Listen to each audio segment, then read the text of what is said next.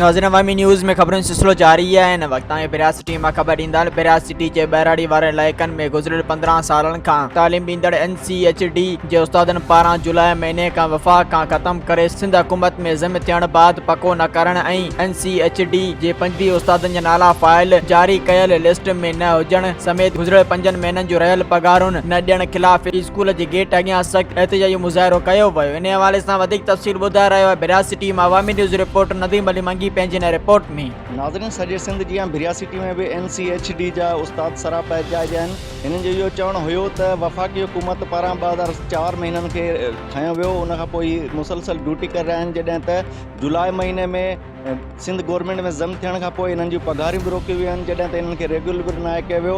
अचो त हिन एहतिजाज कंदड़ उस्तादनि खां पुछूं त उन्हनि जो वधीक छा चवणु आहे। जीअं त असां 2004 खां वठी वफ़ाक़ी माना तइलीमी इदारे तरफ़ां हिकिड़ो इदारो खोलियो वियो, वज़ारत तइलीम तरफ़ां हिकिड़ो इदारो खोलियो वियो जंहिंखे NCHD चवंदा आहिनि। असां उन में 2004 खां वठी बहिराड़ी जे स्कूलनि में माना बहिराड़ीअ जे ॻोठनि में हिकिड़ो उन्हनि तइलीम खे आम करण जे लाइ हिकिड़ो माना उन्हनि इदारो खोलियो। असांखे बि रखियो वियो, मुक़ररु कयो वियो उस्तादनि खे त जीअं तव्हां उते बचनि खे पढ़ाए सघो, जीअं जेके बचिड़ा आहिनि उहे माना पंहिंजी बहितर ज़िंदगी माना गुज़ारे सघनि, तइलीम जेको सो मयारी तइलीम हासिलु थी सघनि। उन खां पोइ असां जॾहिं 2004 खां वठी मुसलसिल महिनत करे जेको सो असां पढ़ाईंदा आहियूं, पंहिंजे स्कूलनि में पंहिंजी महिनत कई आहे, सुठी रिज़ल्ट ॾिनी आहे। उन खां पोइ पहिरियां त असांजी पघार हूंदी 1000 रुपया, उन खां पोइ 1500, वरी 2500, उन खां पोइ 5000, उन खां पोइ 8000।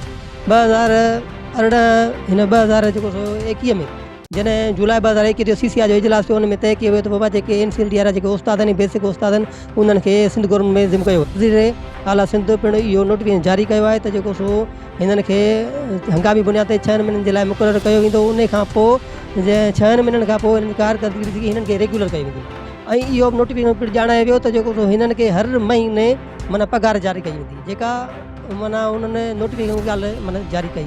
असां ऐं उन खां अलावा जेका फाइनल लिस्ट हिननि जारी कई उन में असांजा 25 उस्ताद जेके आहिनि उहे ख़ारिज थियल आहिनि। असां उन्हनि खे अपील था कयूं त महिरबानी करे जेके 25 उस्ताद लथल आहिनि उन्हनि खे बहाल कयो वञे ऐं असांजी जेके हींअर पघारूं आहिनि 4 महीननि जूं उहे बि जारी कयूं वञनि ऐं उन खां अलावा असांखे रेगुलर करणी, छो त असां 2004 खां वठी ड्यूटी सरंजाम ॾेई रहिया। जेको सिंध गवर्नमेंट में असां आया आहियूं उन लिस्ट में असांजो नालो न आहे ऐं पघारूं 5 महीना थिया आहिनि, पघारूं न थियूं आहिनि।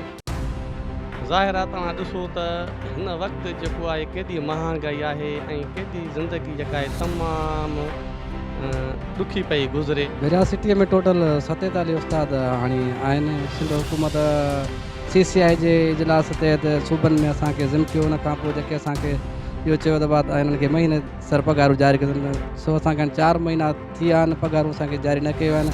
असां सिंध हुकूमत खां इहो मुतालबो कंदासीं पघारूं जारी करे फाका कशी खां असांखे बचाए वञे। असां नंढा नंढा बचिड़ा आहिनि, उन्हनि जूं ज़रूरतूं पूरियूं करे असांखे रेगुलर कयो। था कयूं सिंध गवर्नमेंट खे, साईं वज़ीर आला मुराद अली शाह या साईं सरदार अली शाह त असां 2004 खां वठी कमु कंदा आहियूं। तव्हांजे गवर्नमेंट जे स्कूलनि में असां हिननि जा ई ॿार पढ़ाया आहिनि। प्राइवेट स्कूल असां वटि न हुया। असांजो हक़ आहे, असांखे BA पास, के B.Ed, के MA, के M.Ed, इंटर पास आहियूं ऐं असांजो हक़ आहे त असांखे रेगुलर कयो वञे। ऐं असां NCHD जा टीचर अहिड़नि ॻोठनि में अहिड़नि जाइ ते ॿार पढ़ाए रहिया आहियूं जिते को बि ॻोठाणनि जो सहकार न आहे ऐं जिते गवर्नमेंट जो को बि उस्ताद वञण जे लाइ तयारु न हुयो। असांजो लाहे अमल इहो रहंदो त जेकॾहिं असांजूं 25 उस्ताद जेके लिस्ट में शामिलु न कया विया ऐं असांजी 5 महीने जी पघार जारी न कई वई त असां एतिरा जो दायरो असांजा वधाईंदासीं ऐं असां थी सघे थो त कराची का वज़ीर आला हाउस जे अॻियां धरणो हणूं या बिलावल हाउस जे अॻियां धरणो हणूं। असांजा मुतालबा जेके आहिनि उहे जाइज़ मुतालबा आहिनि। असांजा मुतालबा हल न कया विया त इनशाअल्लाह असां धरणे खे अञा अॻिते कामयाबु कंदासीं। नाज़रीन तव्हां हिन उस्तादनि जूं ॻाल्हियूं ॿुधियूं। हिननि जो इहो चवणु हुयो त हिननि जी पघारुनि खे रोके हिननि खे फाका कशी ते मजबूर कयो पियो वञे। हिननि जेको आहे सो वज़ीर आला सिंध सैयद मुराद अली शाह, तालीम वारे वज़ीर समेत ॿियनि वसवारनि खां इहा अपील कई आहे त हिननि जूं पघारूं जारी कयूं वञनि ऐं जेके लिस्ट में 25 नाला शामिलु न कया विया आहिनि जिन उस्तादनि जा, उन्हनि जा शामिलु करे हुननि मां बेचैनी ख़तमु कयो वञे। हिन इहो बि चिता ॾिनो आहे त अगरि असांजा मुतालबा मंज़ूर न कया विया त हीअ कराचीअ ताईं लॉन्ग मार्च कंदा। कैमरामैन ताहा मंगी सां गॾु नदीम अली मंगी, अवामी न्यूज़ TV, बिरास सिटी। मज़ीद खबरों और तफसीलात के लिए विजिट करें हमारी वेबसाइट www.awamiNewsHD.com।